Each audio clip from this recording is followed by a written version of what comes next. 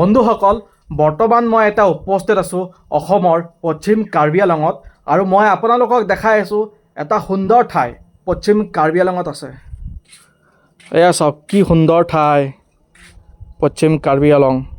ইমান সুন্দৰ ঠাই, সুন্দৰ জাগা, পাহাৰীয়া ঠাই। বহুত বেছি ভাল লাগিছে ইয়াত আহি। বন্ধুসকল, কিমান আৰু ঘৰৰ ভিতৰত সোমাই থাকিবা, ঘৰৰ পৰা ওলাই আহা, অলপ পাহাৰত ফুৰিবলৈ আহা। আজি মই আহিছোঁ পশ্চিম কাৰ্বি আংলং, আমাৰ অসমতে আছে। ইমান ধুনীয়া ঠাই এই পাহাৰ পশ্চিম কাৰ্বি আংলঙত, আৰু আহি পেলাই এনেকুৱা ধুনীয়া ধুনীয়া ঠাই মই দেখা পাইছোঁ। কি সুন্দৰ ঠাই এই পাহাৰ। গাইজ, কেনেকুৱা লাগিছে পাহাৰখিনি? ভাল লাগিছেনে নাই? ইমান ধুনীয়া ধুনীয়া ঠাই আছে আমাৰ অসমত। আজি মই দেখা পাই খুবেই আনন্দিত হৈছোঁ। বহুত বেছি ভাল লাগিছে ইয়াত আহি আজি।